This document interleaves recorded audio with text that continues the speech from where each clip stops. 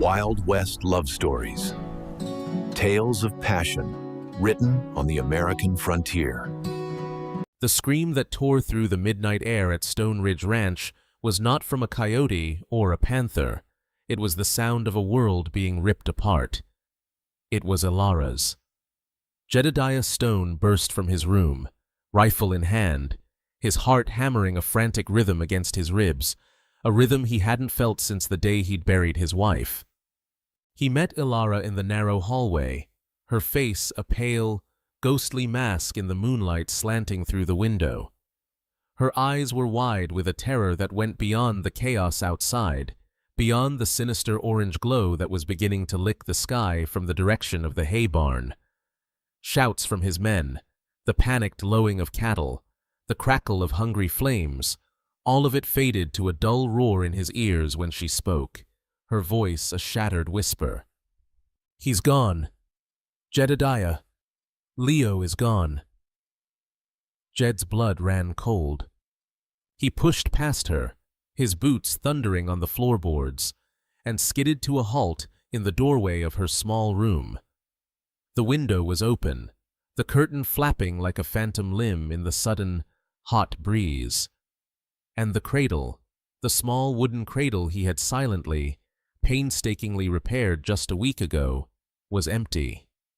A raw, guttural roar of fury escaped his lips as he saw the single, muddy boot print on the floor, a print left by a man with no business being there. He knew who was behind this. There was only one shadow long and venomous enough to stretch this far. Turning back to the yard, now illuminated by the growing fire, he bellowed a name into the chaotic night, a name that was a curse, a promise of death. Silas. What brought this night of fire and terror to the doorstep of a grieving rancher and a woman running from her past? How did a simple arrangement for a cook descend into a life-or-death struggle? Stay with us as the story of Stone Ridge unfolds. And if you believe in the kind of love forged in fire, make sure to like, share, and subscribe to Wild West Love Stories for more tales of frontier hearts. Part 1. An Unspoken Bargain. The silence at Stone Ridge Ranch was a heavy, suffocating thing. It clung to the weathered boards of the main house, settled in the dust of the barren corral, and lived deep within the heart of its owner, Jedediah "Jed" Stone. 2 years had passed since he'd laid his wife, Isabel, to rest on the hill overlooking the creek, and in those 2 years, the ranch had begun to die alongside him. The drought had leached the life from the pastures, turning them a brittle, ghostly yellow. The cattle grew thin, and the lines on Jed's face grew deeper. He was a man carved from the very rock of the ridge his ranch was named for, hard, unyielding, and slowly being worn down by the relentless elements. His orders to his men were clipped, his evenings were spent in the solitary company of a whiskey bottle, and the sprawling house felt less like a home and more like a tomb, a monument to a life that was over. The final straw came not as a crash of thunder, but as the clatter of a tin plate hitting the floor of the mess hall, followed by a chorus of curses. The latest in a long line of itinerant cooks had gotten drunk and mistaken salt for sugar in the cornbread. Jed had fired the man on the spot, and now faced a near mutiny from a crew of 15 hungry, overworked cowboys. It was this, a simple matter of food, that forced his hand. With a heavy sigh, he penned a notice. A cook was needed. Capable. Reliable. He didn't care who, as long as they could turn flour and beans into something that wouldn't start a riot. A week later, she appeared. She didn't ride in on a fine horse or a sturdy wagon, but seemed to materialize out of the heat haze at the end of the long dirt track leading to the ranch. Jed saw her from the barn, a small, slight figure against the vast, indifferent sky. As she drew closer, he saw the exhaustion clinging to her like a second skin, the travel stain on her faded calico dress, and the fierce, protective way she clutched a swaddled infant to her chest. Her bonnet did little to shield her face from the punishing sun, and her eyes, when she finally stood before him, were the color of new spring grass, holding a mixture of desperation and a pride that had refused to be broken. "Saw your notice in town," she said, her voice quiet but clear, wasting no words. "My name is Ilara. I can cook." Jed stared, his mind struggling to reconcile the advertisement he'd written with the woman standing before him. He'd expected a grizzled old man, perhaps a stout, no-nonsense widow. Not this. Not a young woman with a babe in arms, looking as if a strong gust of wind might carry her away. Before he could form a refusal, an old, stooped figure emerged from the house, wiping his hands on a stained apron. It was Eleonora Vance, the ranch foreman, a man whose loyalty to the Stone family was absolute, and whose devotion to the memory of Isabel was fierce. He'd been with the family since before Jed was born, and had viewed Isabel as the daughter he'd never had. His eyes, pale and watery, swept over Ilara with open disdain. "What's this, Jedediah?" he rasped, his voice like stones grinding together. "A stray. We ain't a charity." Jed's jaw tightened. "She's here about the cook position, Elias." Elias let out a short, sharp laugh that held no humor. "A cook? With that?" He gestured to the baby. "The kitchen's no place for a squalling infant. Isabel would never have allowed it. She kept a proper, orderly house." The name hung in the air between them, a ghost summoned to pass judgment. Ilara flinched almost imperceptibly at the mention of another woman's name, but her gaze remained fixed on Jed. "He's a quiet baby," she said, her voice steady. "And my cooking is good. I don't ask for wages, just room and board. For now." The offer was one of pure desperation, and it pricked at something deep inside Jed, a part of him he thought had long since turned to stone. He needed a cook. She needed a home. It was a simple, unspoken bargain, stripped of all pleasantries. "The kitchen's a mess," he said, his voice rough. "The work is hard. The men are harder." "I'm not afraid of hard," Ilara replied, her chin held high.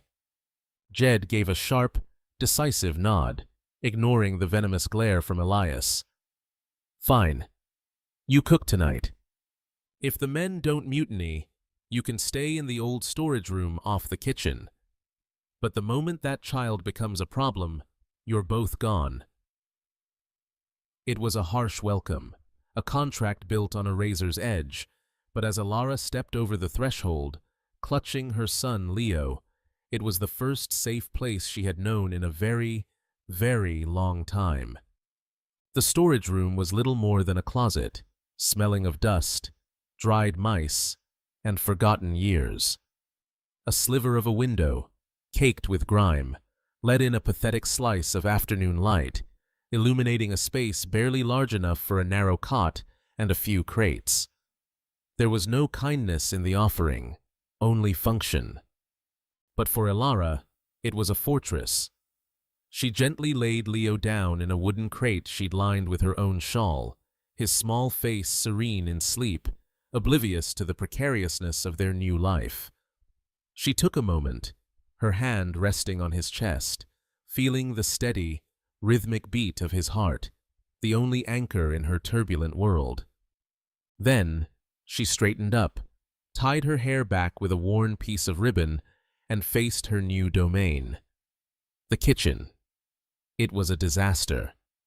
Grease coated the walls, the stone hearth was choked with old ash, and the shelves were a chaotic jumble of dented tins and half-empty sacks of weevil-infested flour. It was a room that reflected the soul of the ranch, neglected, functional, and devoid of any warmth. For a moment, despair threatened to overwhelm her. But then she remembered the alternative. The road, the endless uncertainty, the face of the man she was running from. That memory was a fire in her belly, and with a deep breath, she began to work.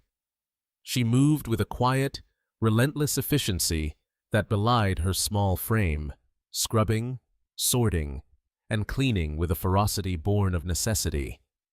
She found a small stash of potatoes in a cellar, a side of salt pork hanging in the smokehouse, and a sack of flour that was salvageable. From these meager beginnings, she would build her defense.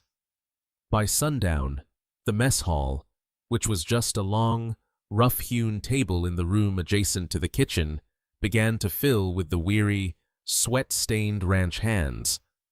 They stomped in, their faces grim, expecting another inedible concoction. The air, however, was different. Instead of the usual smell of burnt beans, a rich, savory aroma of roasted pork, onions, and fresh-baked cornbread filled the room. The men stopped, sniffing the air like suspicious wolves. They watched as Alara, her face flushed from the heat of the fire, moved back and forth, placing platters of food on the table. She didn't speak, just worked, her movements fluid and purposeful. The meal was simple, but it was honest. The pork was tender, the beans were thick and smoky, and the cornbread was golden and moist. For the first time in months, the only sound in the mess hall was the scrape of forks against plates, not muttered complaints. Jed stood in the doorway, arms crossed, watching the scene unfold. He saw the surprise on his men's faces, the way they cleaned their plates and even went back for more. He saw Eleonora Vance seated at the far end of the table, eating with a grim reluctance, unable to find fault in the food, but clearly furious at being unable to. Jed's gaze then shifted to Alara. She was ladling stew into a small bowl for herself, her shoulders slumped with an exhaustion she had kept hidden all day. As she sat on a small stool in the corner of the kitchen, she rocked Leo's crate gently with her foot while she ate. A deep, aching loneliness echoed in Jed's chest. He hadn't realized how loud the silence in his own house had become until this woman and her child had filled it with the simple, domestic sounds of life. Later that night, long after the men had retired to the bunkhouse, Jed found himself standing outside the main house, staring at Isabel's darkened window. He pulled a small, silver locket from under his shirt. Inside was a tiny, painted portrait of her smiling face. He remembered the music she used to bring to this house, the laughter. Now, there was nothing. But as he stood there, a new sound drifted out from the kitchen, a soft, gentle humming. It was Alara, singing a lullaby to her son. It wasn't Isabel's music, but it was music nonetheless. A quiet, resilient melody in the heart of the crushing silence. He closed the locket, the cool metal a familiar weight against his skin, and for the first time, the memory of his wife felt less like a comfort and more like a cage. Part 2. Whispers of a Buried Past. Weeks bled into a month, and the rhythm of Stone Ridge Ranch slowly, almost imperceptibly, began to change. The mornings were no longer greeted with curses from the mess hall, but with the scent of strong coffee and frying bacon. The men, who had initially treated Alara with a mixture of suspicion and pity, began to soften. They started calling her ma'am, tipping their hats as she passed, and one of them, a lanky cowboy named Dusty, even left a small bouquet of wildflowers on the kitchen windowsill one morning. These were small gestures, but on a ranch starved of gentleness, they were monumental. Alara, for her part, remained reserved but kind. She learned the men's names, knew who liked their coffee black, and who preferred an extra piece of pie. She created a small world of warmth and order within the chaos of the ranch, a sanctuary centered around the hearth. Her most significant act of claiming a space, however, happened outside. Behind the kitchen, there was a small, sun-beaten patch of earth that everyone had ignored for years, a place where only the toughest weeds survived. Eleonora saw potential where others saw wasteland. She spent what little free time she had clearing the patch, turning the soil, and carefully planting a collection of seeds and cuttings she had painstakingly carried with her in a small cloth pouch. It was this garden that reignited Elias Vance's dormant hostility. He watched her from a distance, his face a thundercloud of suspicion. To him, this was not the act of a simple cook. It was strange, unnatural. One afternoon, he confronted her as she was tending to a row of small, green shoots. "What devilry is this?" he demanded, his voice sharp. "Growing weeds." Eleonora looked up, her hands covered in soil. She didn't flinch from his glare. "They aren't weeds, Mr. Vance. This is mint, for tea. And that is yarrow, for cuts and fevers." Elias scoffed, his eyes narrowing. "Fevers? We have a doctor for fevers. Isabel always said that home remedies were for gypsies and heathens. A God-fearing woman puts her trust in medicine, not dirt." The comparison was a deliberate cruelty, another attempt to put Eleonora in her place, to remind her she was an outsider, a pale imitation of the woman he revered. Eleonora rose slowly, wiping her hands on her apron. "Sometimes, Mr.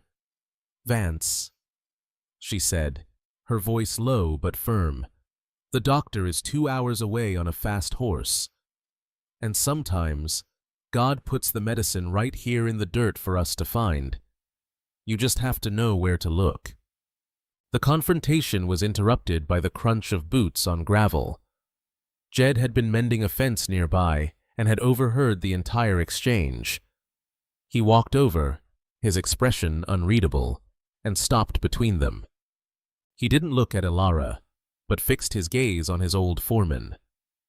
"Elias," he said, his tone leaving no room for argument. "The woman is tending her garden. Let her be. Her work in the kitchen is good. That's all that matters." Elias's face flushed with indignation. He opened his mouth to protest, to remind Jed of his duty to Isabel's memory, but the cold, hard look in Jed's eyes silenced him. He gave Eleonora one last withering glare before turning on his heel and stomping away. Jed stood there for a moment after Elias had gone. He looked from the neat rows of herbs to Eleonora's determined face. He didn't understand what she was doing, not really. But he understood resilience. He understood the act of coaxing life from barren ground. It was what he was trying, and failing, to do with the ranch every single day. He gave a curt nod, a silent acknowledgement that was more than any praise he had offered her before, and walked away. The whispers had started. The men now talked of her garden, of the strange-smelling leaves she dried by the window. Some were intrigued. Others, influenced by Elias, muttered that it wasn't right. Eleonora was no longer just the cook. She was becoming a mystery, a woman whose past was as unknown as the properties of the strange plants she nurtured. The simmering tension between old ways and new, between suspicion and gratitude, came to a head on a blistering Tuesday afternoon. A young cowboy, Billy, barely 18 and still green, was out helping mend a line of fence in the rocky northern pasture. Reaching into a thicket of brush to retrieve a dropped tool, he never saw the rattlesnake coiled in the shade. His scream of pain and terror cut through the still air, and his partner rode like a man possessed back to the ranch, shouting the news before his horse had even skidded to a halt. Panic erupted. A snakebite on the frontier was often a death sentence. The nearest doctor was in Yellowhorn, a hard 2-hour ride away, and by the time he arrived, it would likely be too late. They carried Billy into the main house and laid him on a cot. His leg was already swelling, angry and purple, and his face was pale with a sheen of cold sweat. Elias Vance, for all his bluster, was useless. He wrung his hands, muttering about sending for the preacher and pouring whiskey down the boy's throat, a remedy that would only speed the venom's journey to his heart. Jed was already grabbing his saddlebags, his face a grim mask of determination. He would make the ride, even if it was hopeless. It was his man, his responsibility. It was then that Elara stepped forward. She had been in the kitchen, but the commotion had drawn her out, with Leo balanced on one hip. She handed the baby to a stunned Dusty, strode over to the cot, and knelt beside Billy. The room fell silent. All eyes were on her. Her movements were calm, precise, and authoritative. "Keep him still," she commanded, her voice cutting through the panic. "And someone fetch me my pouch from the garden, the one with the dark leaves. Bring boiling water and clean rags." No one questioned her. They moved to obey, startled into action by her sheer confidence. While they scrambled, she took a small, sharp knife from her belt, sterilized it in the flame of a lantern, and made 2 small, shallow cuts over the bite marks. There were gasps, but she ignored them, leaning down to draw out some of the venom. When the pouch arrived, she worked quickly, crushing a handful of broad, dark leaves, plantain, she knew it as, with a rock, mixing it with clay and water to form a thick poultice. She smeared the mixture over the wound, the heat from the poultice already working to draw out the poison. "This will slow it," she said, looking directly at Jed for the first time. "But the fever will come. We have to fight the fever." For the next several hours, Elara was a general commanding a war in that small room. She sent men for willow bark to brew a tea to fight the inflammation, for cool water from the well to bathe Billy's forehead. She never left his side. Jed stood by the door, having abandoned his desperate ride to town. He watched her, mesmerized. He saw the way she murmured comforting words to Billy when he cried out in delirium, the steady, gentle touch of her hands, the fierce concentration in her eyes. This was not the timid, desperate woman who had arrived at his gate a month ago. This was a force of nature. Elias watched too, his face a mixture of horror and disbelief, his deeply ingrained prejudices warring with the undeniable reality before him. As night fell and the long, tense vigil continued, the entire ranch held its breath. The only sounds were Billy's ragged breathing and Elara's soft, humming voice. Just before dawn, when the shadows were at their deepest, Billy's breathing, which had been shallow and fast, began to deepen and slow. The fire of the fever seemed to recede. He stirred, and his eyes fluttered open.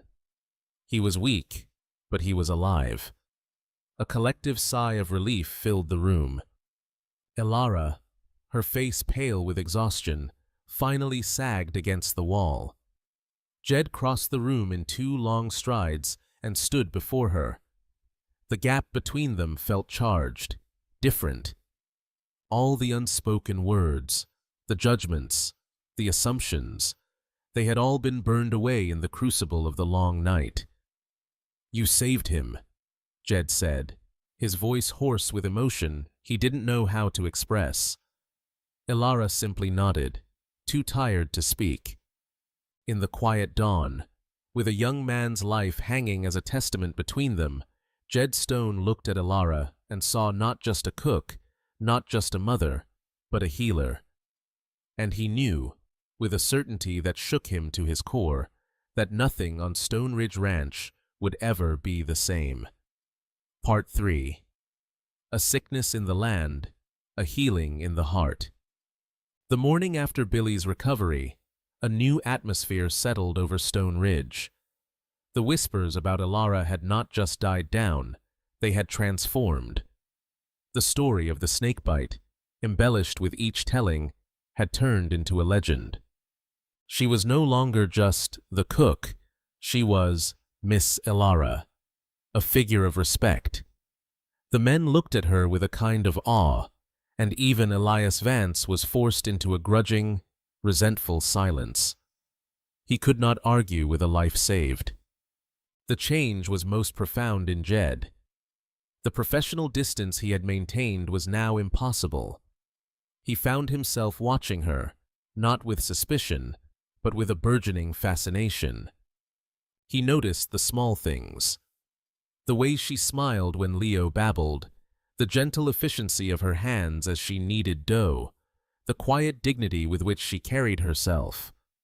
One afternoon, he saw her stumble on the broken top step leading into the kitchen, catching herself just before she fell while holding Leo. He said nothing, but the next morning, before the sun had risen, Elara awoke to the sound of a hammer. She stepped outside to find Jed, sleeves rolled up, methodically replacing the rotten board with a new, sturdy plank of pine. He didn't look at her or acknowledge her presence, but the action was louder than any words. It was an apology for his initial harshness, a thank you for saving his man, a silent admission that she belonged here. But as this fragile new trust began to take root, a far greater threat loomed. The drought, which had been a constant, oppressive weight, tightened its grip. The creek slowed to a trickle, and the grass in the pastures became a dry, rustling carpet of brown. Then, the sickness began. It started with a single steer, found lying by a dried-up waterhole, its breath coming in ragged gasps. Jed dismissed it as a one-off, a weak animal succumbing to the heat. But the next day, there were 3 more. Within a week, a dozen were sick, and more were stumbling, their eyes dull, refusing to eat. A sickness in the herd was a rancher's worst nightmare, and for Jed, whose finances were already stretched to the breaking point with a looming bank payment, it was a death knell. Desperation clawed at him. He rode himself and his men ragged, trying to separate the sick from the healthy, trying every remedy he knew. Nothing worked. The sickness spread like a curse through the herd, a silent, deadly plague that threatened to wipe out the last vestige of his family's legacy. He became a ghost of himself, his face gaunt, his temper frayed, the hope draining from him with every animal he was forced to shoot and bury. He was losing, and he knew it. The land he loved was betraying him, and all the strength and stubbornness that had defined him were proving useless against this invisible enemy. One evening, as Jed stood staring at the grim row of fresh graves on the hill, Elara approached him quietly. She had been watching the sickness with a growing unease, her healer's instincts telling her this was no ordinary disease. "It's not in their blood," she said softly, her voice pulling him from his dark reverie. "It's in the grass, or what's left of it." Jed turned to her, his eyes hollow. "What are you talking about?" "It's the same pasture they've grazed for 50 years. The good grass is gone," she explained, her gaze sweeping over the dead fields. "They're desperate. They're eating what they would normally avoid. I think they're being poisoned, Jedediah. Slowly." He wanted to dismiss her, to cling to his own knowledge as a cattleman, but he was out of options. The way he was doing things was leading to ruin. He looked at her face, earnest and certain in the fading light, and saw the same confidence he had seen the night she'd saved Billy. He was a drowning man, and she was offering him a hand. With a weary, defeated sigh, he finally let go of his pride. "What do you need?" he asked. Given the chance, Ilara moved with the urgency of a field medic in a battle. She asked Jed to rope one of the sickest cows, and with a gentleness that seemed to calm the distressed animal, she examined its mouth, its eyes, and the contents of its stomach. Her suspicions were confirmed. She found the partially digested leaves of a plant she recognized with a dreadful certainty, the deceptively named milkleaf spurge. In times of plenty, cattle avoided it, but in the desperation of the drought, they were consuming it in lethal quantities. "It's a slow poison," she explained to Jed, holding up one of the wilted leaves. "It burns them from the inside out. We can't flush it out. We have to neutralize it." Her solution was not a simple one. It was an old remedy her grandmother had taught her, a complex poultice made from crushed mesquite charcoal to absorb the toxin, boiled willow bark to fight the inflammation, and a specific type of clay from the riverbed to soothe their ravaged stomachs. It was an immense undertaking, one that would require the labor of every able-bodied man on the ranch. For the first time, Jed was not the one giving the orders. He assembled his crew, his face grim, and told them, "You'll do everything Miss Ilara says." Exactly as she says it. The fate of this ranch is in her hands. That statement sent a shockwave through the men, but seeing Jed's absolute conviction, they complied. Even Elias Vance, his face a mask of conflicted duty, found himself hauling buckets of river clay, his loyalty to the ranch overriding his prejudice against its savior. What followed were 2 days and nights of relentless, grueling work that blurred into a single, exhausting effort. The air at the ranch thickened with the acrid smoke of burning mesquite and the bitter smell of boiling bark. Under Ilara's calm direction, they became an army fighting a war against an invisible enemy. They ground charcoal into a fine powder, stripped bark from trees, and mixed clay into a thick, dark slurry. The hardest part was administering the remedy. Each sick cow, weakened but still powerful, had to be restrained.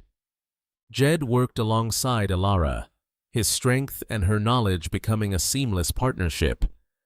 He would hold the animal's head steady, his muscles straining, while she carefully forced the thick, life-saving mixture down its throat, massaging its neck to ensure it swallowed.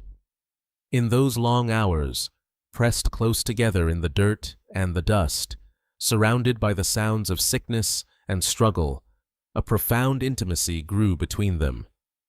They communicated with glances, with nods, their hands brushing as they worked. They were a team, bound by a single, desperate purpose. The midpoint, the moment where hope and despair hung in a perfect, terrible balance, came on the second night. The ranch's prize bull, a magnificent animal that was the last direct descendant of the herd Jed's father had started, collapsed. Its breathing was shallow, its great body shuddering. The men stood back, their faces grim, believing it was the end. "Let him go, Ilara," Jed said, his voice cracking with defeat. "It's over." But Ilara refused to surrender.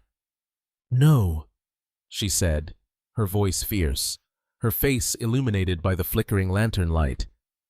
"We fight for this one. We fight until the end." They worked alone on the bull through the darkest hours of the night, a desperate, two-person vigil against death itself. They bathed him with cool water and forced tiny amounts of the remedy into his mouth.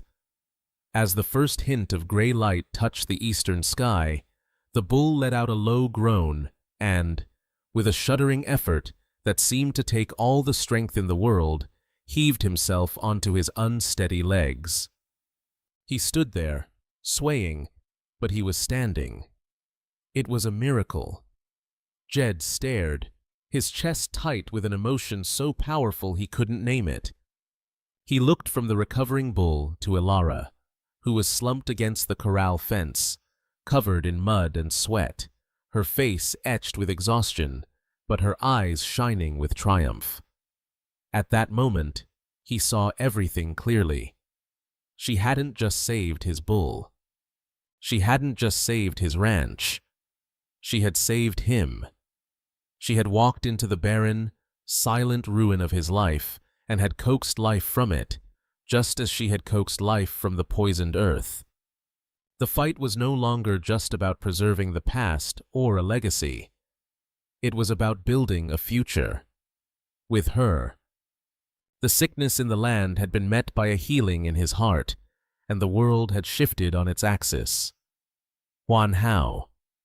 Tôi sẽ tiếp tục quá trình sáng tác, tuân thủ nghiêm ngặt luồng công việc trong file viết kịch bản. Text để hoàn thành kịch bản. Part 4. Shadows from a Gilded Cage. The weeks that followed the great sickness were like a long, deep breath after a near drowning. Hope, a sentiment that had been a foreign currency at Stone Ridge, began to circulate freely. The cattle, lean but alive, regained their strength. Patches of new grass, encouraged by a rare spell of gentle rain, began to dot the pastures like emerald dust. The ranch was healing, and so were its people. The bond between Jed and Eleonora, forged in the crucible of crisis, deepened into a quiet, comfortable intimacy. The rigid lines of employer and employee had long since dissolved. He would often find reasons to be near the kitchen, mending a piece of tack or whittling a stick, just to be in her presence. She, in turn, learned the rhythm of his moods, knowing when to offer a cup of strong coffee or when to leave a plate of food for him in silence. Eleonora Vance, having witnessed what he could only describe as a miracle, had completed his transformation from antagonist to devoted protector.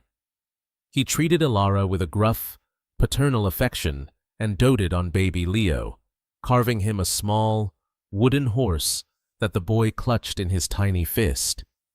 A fragile peace had settled over Stone Ridge, the kind of peace that feels both precious and precarious, as if it might be stolen away at any moment. And then, one sun-drenched afternoon, it was a fine, black buggy, pulled by two perfectly matched gray horses, rolled down the long ranch road. It was an apparition of wealth and civility in a land of dust and grit. The man holding the reins was dressed in a tailored suit of dark wool, a silk vest, and polished boots that had never known the touch of manure. He was handsome, with a charming smile that didn't quite reach his cold, calculating eyes. Eleonora was outside, hanging laundry on a line, while Leo played on a blanket at her feet. When she saw the buggy, all the color drained from her face.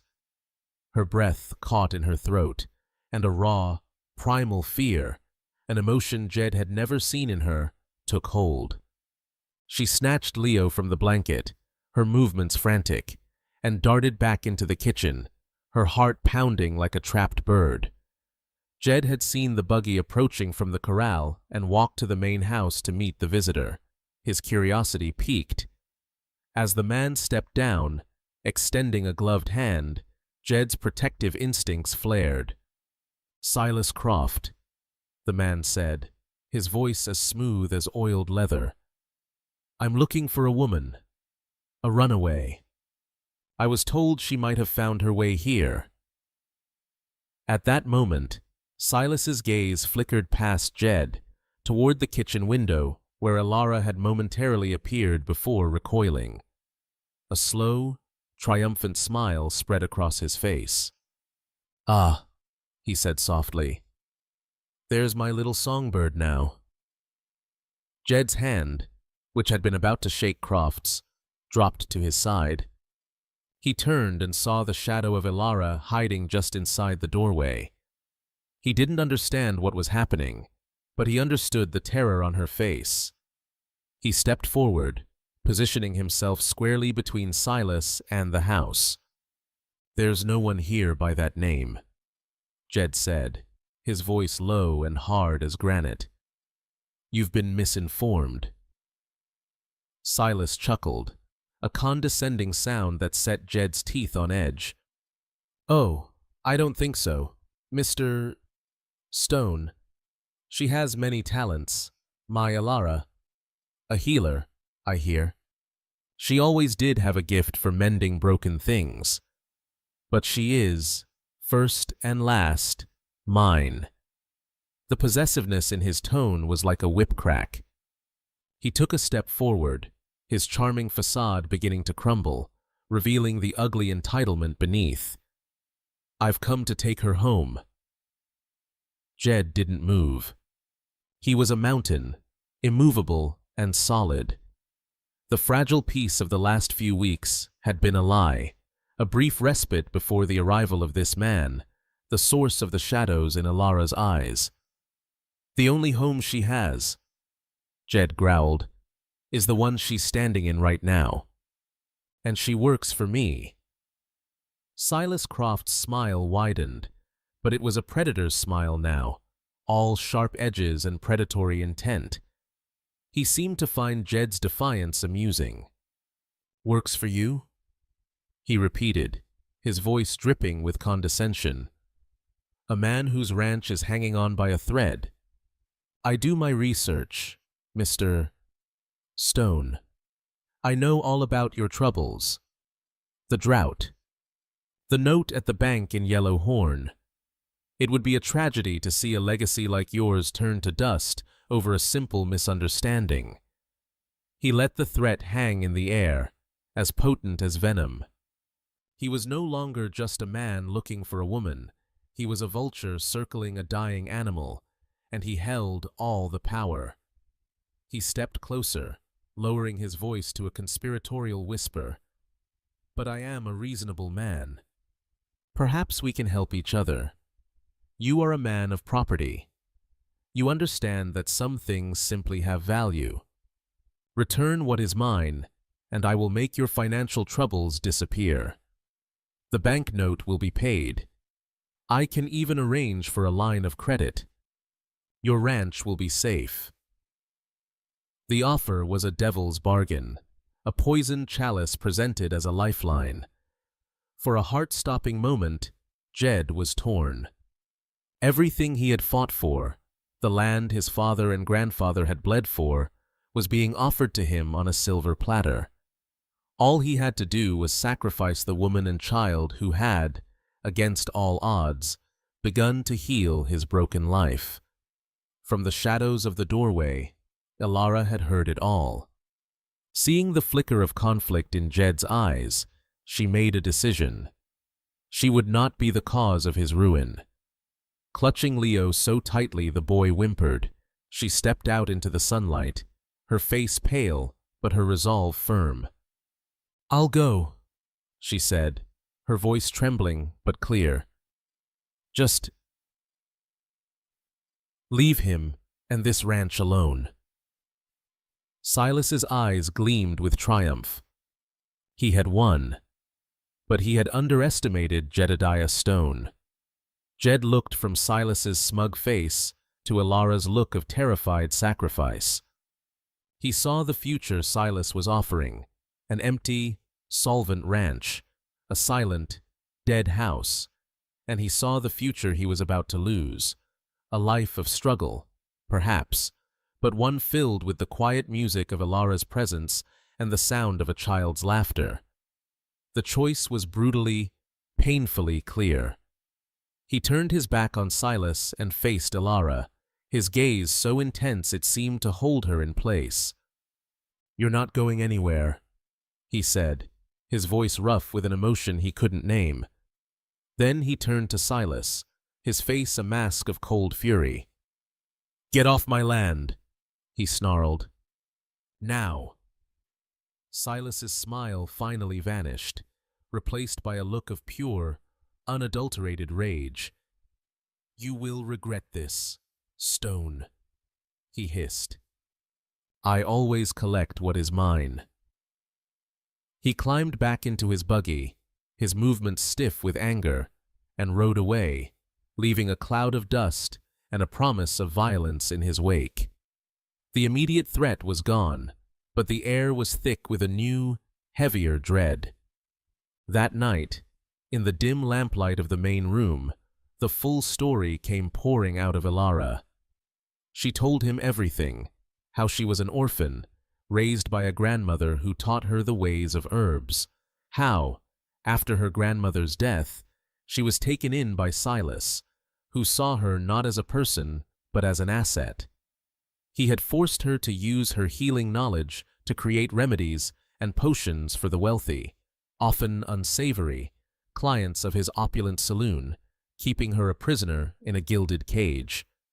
She spoke of a kind man, a pianist at the saloon, who had loved her in secret, and who was the father of her child. Silas had discovered their affair and, in a fit of jealous rage, had the man killed, claiming Leo as his own. Her escape had been a desperate flight for her son's very life. Jed listened to it all, his expression unchanging. He didn't flinch, he didn't judge. When she finished, her voice choked with tears. He simply reached out and took her hand. A moment later, Elias Vance entered the room, holding an old rifle. He looked from Elara's tear-streaked face to Jed's resolute jaw. "The men are posted," he said quietly. "He won't find us sleeping." The ranch was no longer just a home. It was a fortress. And for the first time in her life, Elara was not fighting alone. Part 5. Fire on Stone Ridge. The days that followed Silas's visit were thick with a suffocating dread. A waiting game began. The vibrant, healing atmosphere of the ranch was replaced by a tense, watchful silence. Every shadow seemed to hold a threat. Every gust of wind sounded like approaching hoofbeats. Jed turned the ranch into a stronghold. The men, loyal to the core after everything they had been through, took up arms without question. They worked the cattle with rifles slung over their shoulders and stood guard in rotating shifts through the long, dark nights. This constant state of alert took its toll. Elara was haunted, starting at every unexpected sound. The nightmares she had kept at bay for months returned with a vengeance, leaving her pale and trembling in the pre-dawn chill. Leo, sensing his mother's fear, was fretful and rarely left her arms. Jed became her anchor in this storm of anxiety. He was a constant, steady presence. One night, finding her staring out the window, unable to sleep, he didn't offer empty reassurances. Instead, he quietly retrieved a dusty, forgotten guitar from a corner, Isabel's guitar. He sat down and, with fingers that were hesitant at first, began to pluck out a simple, aching melody. He wasn't a skilled player, but the soft, mournful notes filled the tense silence of the house with a profound sense of solace. He played for her until her shoulders relaxed and the terror receded from her eyes, a wordless promise that he would not let the darkness consume them. Silas was too cunning for a direct, frontal assault. His attack began with whispers and shadows. The weekly supply wagon from Yellow Horn was suddenly delayed. A small line shack on the farthest edge of the property was found burned to the ground one morning, a clear and chilling message. He was constricting his grip, trying to choke the life out of the ranch, to make them suffer before the final blow. The attack, when it finally came, was under the cover of a moonless, starless night.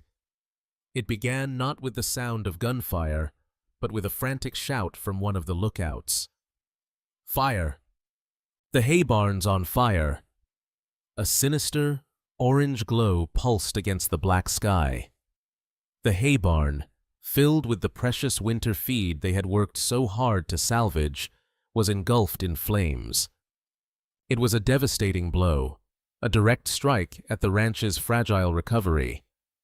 Jed's heart sank. Without that feed, the cattle wouldn't survive the winter. Elias, take 5 men and try to save what you can.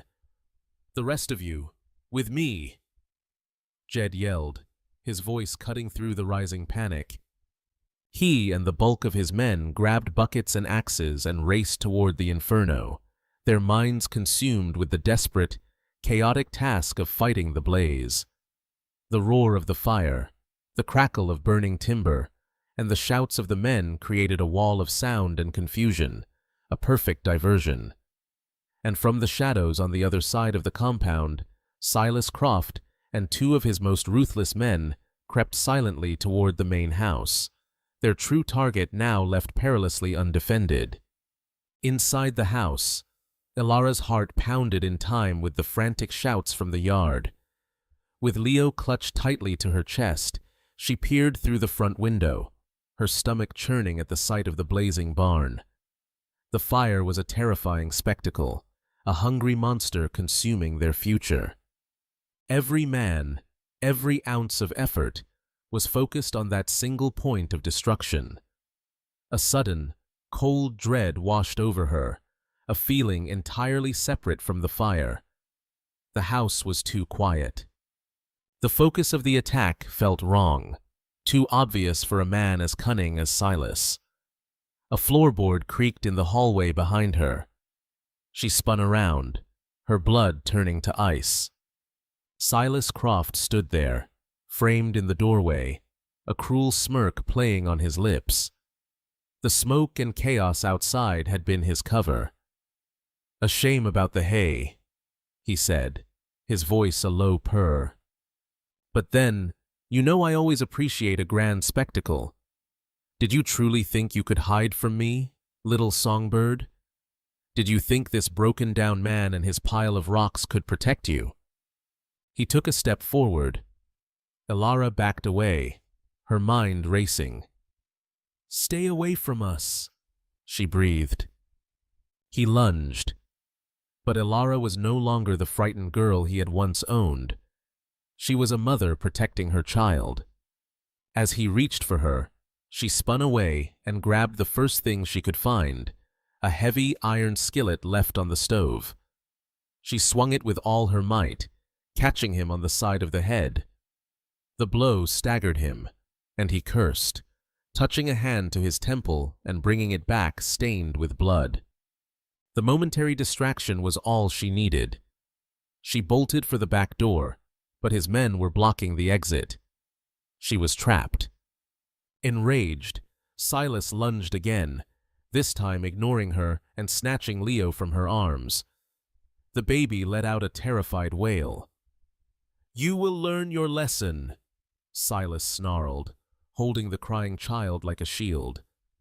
"You belong to me, and so does the boy." It was at that moment that Ilara screamed, a sound of pure, unadulterated agony and fury that cut through the roar of the fire. Out at the barn, Jed heard it. It was a sound that bypassed his ears and struck him straight in the heart. He knew instantly he had been played. "It's a diversion," he roared to Elias. "He's in the house." Leaving the fire to rage, Jed sprinted back, his rifle in his hand and murder in his heart. He was too late. He saw Silas and his men mounting their horses, the small, bundled form of his son in Silas's arms. Without a second's hesitation, Jed, Elias, and 2 other men leaped onto their own horses and gave chase, riding headlong into the dark, treacherous landscape. The pursuit was a desperate, moonlit nightmare, ending at the edge of a high, wind-swept bluff. Silas reined in his horse, a sheer drop just feet behind him. He held Leo up, a wicked grin on his face. "One more step, Stone, and we all go down together." He shouted over the wind. Jed pulled his horse to a halt, his rifle aimed, but he couldn't risk a shot. He was trapped in an impossible standoff. But then, a figure emerged from the scrub brush to the side. It was Eleonora. She had followed them on foot, her lungs burning, her feet bleeding. Silas laughed. "Come to watch the show, my dear," he taunted. Jed saw her eyes lock with his for a split second.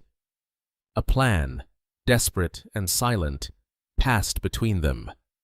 Jed edged his horse slightly to the left, drawing Silas's attention. In that same instant, Eleonora reached into the small pouch she always wore at her waist. She pulled out a handful of finely ground cayenne pepper and burr seed fluff, a mixture designed to cause maximum irritation. As Silas turned his head to gloat at Jed, she threw it with all her strength, directly into his face. He screamed, a choked, agonized sound, dropping the reins and clawing at his burning eyes. He was momentarily, completely blind. That was the only opening Jed needed. He spurred his horse forward, not at Silas, but alongside him.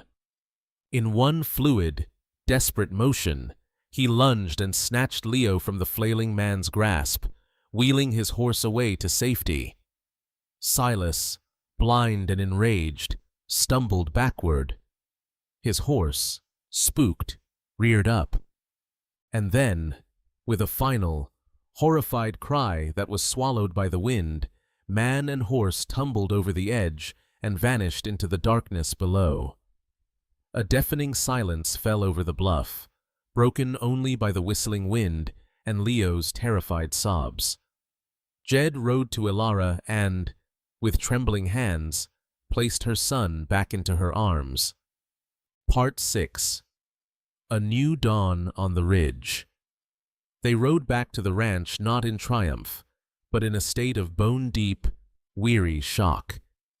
The first rays of dawn were breaking, casting a pale, gray light on the scene of devastation. The hay barn was a smoldering, blackened skeleton against the morning sky. The ground was littered with the evidence of their struggle. But the main house stood untouched, and the soul of the ranch, its people, was safe. The threat that had poisoned their lives was gone, buried in the darkness at the bottom of the bluff. The men, grim-faced and exhausted, began the slow work of tending to the wounded and taking stock of their losses. There was no celebration, only a profound, shared sense of relief. Inside the house, Eleonora sat in a rocking chair by the hearth, Leo finally asleep in her arms, his small face peaceful against her chest. Jed stood by the window, watching the sunrise paint the bruised sky with colors of rose and gold. For a long time, neither of them spoke. The silence between them was no longer tense or awkward, but filled with the weight of everything they had survived. They had been through the fire, literally and figuratively, and had emerged on the other side, scarred but whole. Finally, Jed turned from the window and crossed the room to kneel before her chair. He looked at her, his face etched with exhaustion, and reached out, his calloused hand gently stroking Leo's soft hair. "When I heard him scream," Jed began, his voice low and hoarse, "when I thought he had taken you." The ranch, the cattle, all of it. It meant nothing. He looked up, his eyes meeting hers, and she saw in them a raw vulnerability she had never seen before. I had forgotten what it felt to have something to lose, something that wasn't just dirt and memory. You brought this place back to life, Eleonora. You brought me back to life. Tears welled in Eleonora's eyes, not of sadness, but of a deep, cathartic release. All her life, she had been running. She had been a possession, a tool, a secret. She had never been a home. And you, she whispered, her voice breaking, are the first person who ever looked at me and didn't see something you could take. You saw someone worth protecting. She leaned forward, and their foreheads touched. In that simple, quiet gesture, all the pain and fear of the past months melted away, leaving only a profound and unshakable truth. A moment later, Elias Vance appeared in the doorway, his arm in a makeshift sling. He held 2 steaming mugs of coffee. He said nothing, simply placed them on a small table beside them. He looked at Elara, at the sleeping child in her arms, and at the man kneeling before her. He gave a slow, deliberate nod, a gesture of respect, of acceptance, of blessing. In his eyes, she was no longer the outsider, the replacement. She was the matriarch of Stone Ridge, the woman who had saved them all. Months passed, and a gentle spring breathed new life into the Texas plains. The rains came, soft and steady, washing the dust from the air and coaxing a carpet of vibrant green from the fire-scorched earth. Life returned to Stone Ridge, stronger and more resilient than before. The men, bound by the shared trauma and victory, worked with a renewed sense of purpose, their laughter once again echoing across the corral. A new barn began to rise from the ashes of the old, a symbol of their collective refusal to be broken. The fear was gone, replaced by the rhythm of hard work and the promise of a peaceful future. One bright afternoon, Jed took Elara's hand and led her up the small hill that overlooked the ranch, the place where Isabel was buried under a lone, ancient oak tree. The simple wooden cross was weathered but sturdy. For years, Jed had come here to speak to a ghost, to anchor himself to his grief. Today, he came to let her go. He stood before the grave, his hand holding Elara's, and he spoke in a low, clear voice. "Isabel," he said, "this is Elara. She's the one who taught me how to live again. She saved this place. She saved me. I think you would have liked her." He wasn't asking for permission or forgiveness, but simply closing a chapter, honoring his past while embracing his future. Elara stood silently by his side, respecting the sanctity of the moment, her heart overflowing with love for this good, honorable man. When he turned back to her, his eyes were clear of the old shadows. "I ain't a man for fancy words, Elara. I can't offer you silks or jewels. All I have is this land, this life. It's hard, and it's likely to stay that way."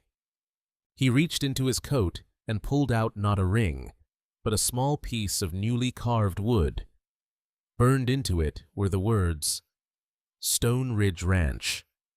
Jedediah, Elara, and Leo. I'm asking you to make this our home," he said, his voice thick with emotion. "To build a life with me. To be my wife." She laughed through her tears, a sound of pure joy that seemed to make the wildflowers around them bloom a little brighter. "It already is my home," she whispered. Their wedding took place a week later, not in a church, but under the sprawling branches of that same oak tree. There was no preacher, only Elias Vance, who spoke a few simple, heartfelt words about family and second chances. The entire ranch was in attendance, the men scrubbed clean and wearing their Sunday best. Billy, the boy whose life she had saved, played a cheerful, if slightly off-key, tune on his harmonica. And Leo, now steady on his feet, toddled between them, holding a fistful of daisies, the guest of honor at his mother's wedding. As the sun began to dip below the horizon, painting the sky in fiery strokes of orange and purple, Jed and Elara stood on the porch of the main house. It was no longer a tomb, but a home, filled with the warmth of a simmering stew and the promise of a peaceful night. Leo took a few proud, wobbly steps from his mother's arms into his new father's. Jed scooped him up, settling him on his hip. He looked at Elara, her face radiant in the golden light, and wrapped his free arm around her. The silence that fell was not empty or suffocating. It was a silence filled with peace, with contentment, with love. The echoes of a painful past had finally faded, replaced by the quiet, beautiful song of a new beginning. In the vast, untamed heart of the Wild West, a story isn't just about the clash of guns or the conquest of land. It's about the resilience of the human spirit. The story of Jedediah and Elara is a testament to that truth. It began with two broken souls, a man hollowed by grief and a woman haunted by her past, who came together not in a grand romance, but in a simple, desperate bargain for survival. They teach us that healing doesn't always come from a doctor's bag, but sometimes from a stranger's kindness, from the courage to stand against the darkness, and from the quiet strength it takes to plant a garden in barren soil. Their love story wasn't written in sonnets, but in shared struggle, in silent acts of care, and in the mutual decision to fight for a future that once seemed impossible. They discovered that a home is not a structure of wood and nails, but something you build in the heart of another. Here at Wild West Love Stories, we believe these are the tales that truly define the frontier. Stories of men who learn that true strength lies in vulnerability, and of women whose power is not in their beauty, but in their wisdom and their unyielding will to protect those they love. If their journey from the ashes of the past to a new dawn on the ridge has touched your heart, then you've found your home with us. Subscribe now, hit the like button, and share this story so you never miss another tale of the kind of love that leaves its own trail on the wild, beautiful landscape of the human heart.